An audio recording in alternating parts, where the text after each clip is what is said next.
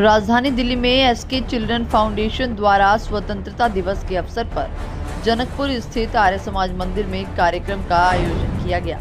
इस कार्यक्रम में एसके चिल्ड्रन फाउंडेशन के संस्थापक राघव शर्मा, वाइस प्रेसिडेंट किरण शर्मा, साथ ही मुख्य अतिथि के रूप में फेमिना मिस इंडिया 2020 रही मिस मान्या सिंह मौजूद रही। इस कार्यक्रम में बच्चों ने अपनी प्रतिभा का प्रदर्शन भी किया।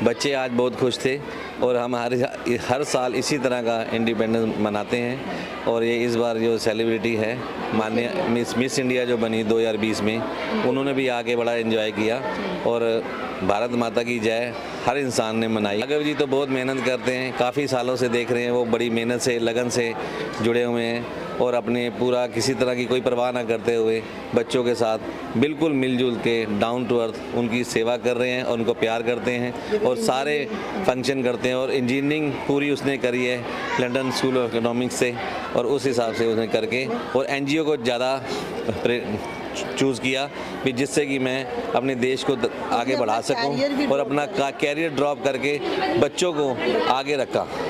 ये SKCF है, फाउंडेशन है, एक बहुत अच्छा काम कर रहा है देश के लिए। जैसे जो राघव जो इनके फाउंडर हैं, जो उनके माँ बापों ने सिखाया, राघव जी के माँ बाप जो उन्होंने अच्छी शिक्षा दी है, वो उसी चीज़ को आगे बढ़ा रहे हैं और वो इतना अच्छा काम कर रहे हैं, मतलब गरीब बच्चों को पढ़ा रहे हैं, उनके लिए हर चीज़ की प्रोवाइड कर रहे हैं। तो मैं तो उनको बेस्ट विशेस देना चाहूँगा कि आगे ये फाउंडेशन बढ़ता रहे और पूरा देश इसमें आगे बढ़ चढ़कर योगदान दे। एसके चिल्ड्रन फाउंडेशन करीब 7 सालों से बच्चों को निःशुल्क रूप से शिक्षा प्रदान करवा रहा है।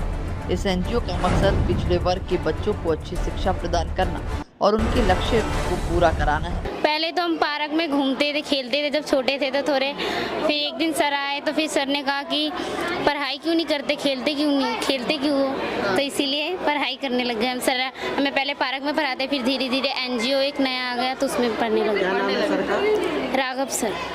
आपका क्या नाम है? रोहिणी जी। क्या उम्र क्या है आपकी? 17 ईयर्स ओल्ड। 17 years old. अभी कौन सी क्लास में हो? 12th पास होगी मैं। 12th पास कर लिया है? जी मैम। फिर इस एनजीओ में कब से पढ़ रही हो? मेरे को 5 महीने हो गए। 5 महीने हो गए। कैसा लगा इस एनजीओ का एक्सपीरियंस? बहुत अच्छा रहा। बहुत अच्छा लगा। कहाँ से पता चला एनजीओ के बारे में? मेरी फ्रेंड जाती थी, उन्होंने बताया था। बताया, अच्छा। इस कार्यक्रम में बच्चों के साथ साथ उनके माता पिता भी मौजूद रहे। कार्यक्रम को शानदार बनाने के लिए बच्चों ने डांस परफॉर्मेंस भी दी। साथ ही इस कार्यक्रम में आए लोगों ने मनोरंजन भी किया। वहीं आपको बता दें कि मुख्य अतिथि रही Femina miss India 2020 miss Manya Singh ने बच्चों को उनके लक्ष्य में कामयाब होने की प्रेरणा भी दी। वहीं मिस मान्या सिंह और संस्थापक राघव शर्मा ने जब मीडिया से बातचीत की तो सुनिए उन्होंने क्या कुछ कहा। इंडिपेंडेंस डे एक ऐसा दिन है जिस दिन हमारा पूरा देश एक हो जाता है। धर्म, जाति, रंग, रूप नहीं देखा जाता, हम एक हो जाते हैं। हमारी संस्था पिछले 7 सालों से गरीब बच्चों को निःशुल्क शिक्षा प्रदान कर रही है। हमारा ये मकसद रहता है हर एक त्यौहार को हम मनाएं और ये स्वतंत्रता दिवस हमारे लिए गर्व का दिन है। आज दिल्ली में ही हमारे एनजीओ में बच्चे ही नहीं बल्कि उनके माँ बाप भी इवेंट में मौजूद थे। 300 से ज़्यादा लोग इवेंट का हिस्सा थे। ख़ास बात ये थी बच्चों ने ही स्टेज पे डांस किया, उन्होंने गाना गाया, बच्चों ने पोएम्स गाई, हमारे देश के वीर क्रांतिकारियों को याद किया।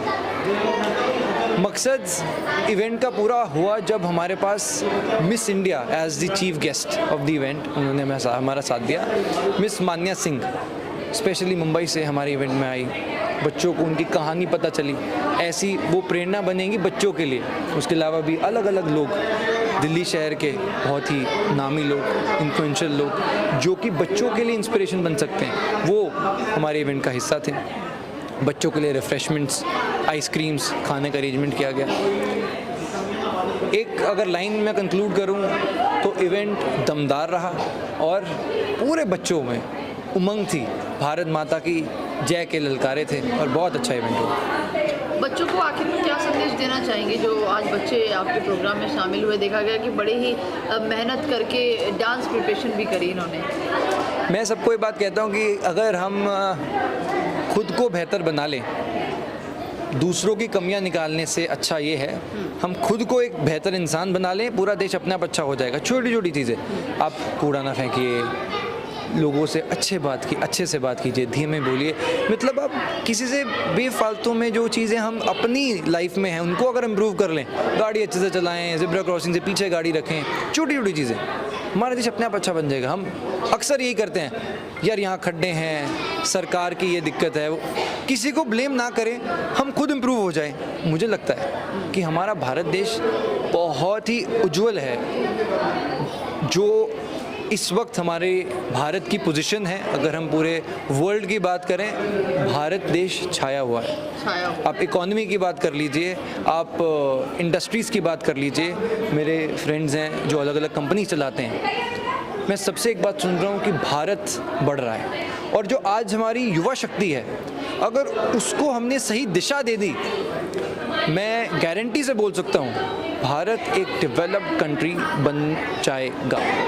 मुझे बहुत अच्छा लगा यहाँ आके, क्योंकि it's specially NGO work and Raghav is doing amazing job बच्चों के लिए एजुकेशन प्रोवाइड करना। और कहीं ना कहीं एजुकेशन बहुत क्रूशियल पार्ट हो जाता है जब गवर्नमेंट हेल्प नहीं कर पाती है, तो ऐसे हमारे प्राइवेट ऑर्गेनाइजेशन आगे आती है जो बच्चों को हेल्प करती है। और अगर वो पढ़ेंगे नहीं तो आगे बढ़ेंगे कैसे? तो पढ़ाई बहुत इंपॉर्टेंट चीज़ होती है। And I felt really happy and alive again today कि इतना एंथुसियाज्म कहाँ देखने मिलता है, मुझे यूथ में नहीं मिलता क्योंकि सब सोशल मीडिया में बिजी हैं। बट ये जो बच्चे फ़ोन में नहीं थे, ये ऑनेस्टली खुश थे, ये देखो। But then I felt really blessed and honoured to be here today. अच्छा, एक चीज़ और बताइए, बच्चों को क्या संदेश देना चाहेंगे? जिस तरीके से आप अभी स्पीच दे रही थी उस समय भी आपने कहा कि डरने की ज़रूरत नहीं है, अगर आप गरीब भी हैं तो ये सोचने की ज़रूरत नहीं कि अपनी अचीवमेंट, अपने गोल को पार नहीं कर पाएंगे या उस तक जा नहीं पाएंगे। बेसिकली क्या होता है ना कि जब हम स्टार्ट करते हैं अपनी लाइफ में कुछ भी, जब हमारे पास कुछ नहीं होता है, हमारे पेरेंट्स के पास पैसे नहीं होते, तो हमें ऐसा लगता है कि शायद हम नहीं पढ़ सकते। मेरे बहुत सारे ऐसे दोस्त हैं जिनको ऐसा लगता है कि आराम से, हाँ, बहुत सारे दोस्त ऐसे हैं जिनको ऐसा लगता है कि पैसे नहीं थे तो उन्होंने पढ़ाई आगे नहीं करी। बट मैं यही बोलूँगी कि आप पढ़ो, रास्ते अपने आप मिल जाएंगे। अभी बैंक्स लोन देती है, आप पढ़ के बैंक लोन पे कर सकते हो। बहुत सारी ऑर्गेनाइजेशन है जो आपकी पढ़ाई में सपोर्ट करेंगे। तो अगर आप एजुकेशन में टॉप पे जाओगे तो लोग रहेंगे आपको सपोर्ट करने वाले। और मेरी मम्मी हमेशा से कहती थी कि जो कलम में हमारी जितनी ताकत होती है ना, वो कहीं भी ताकत नहीं होती। तो ऐसे लायक बनो कि जब आप कलम उठाएं तो सामने वाला आपकी इज्जत करे, ना कि आपकी बेइज्जती करे। तो I just want to give one message जो देख रहे हैं मुझे और जो मेरे पीछे हैं उनको भी कि आई रियली होप कि आने वाले टाइम में मान्या से भी बढ़ के बहुत लोग आए और ये बोले कि कहाँ से आते हैं, कितना पैसा है, मैटर नहीं करता।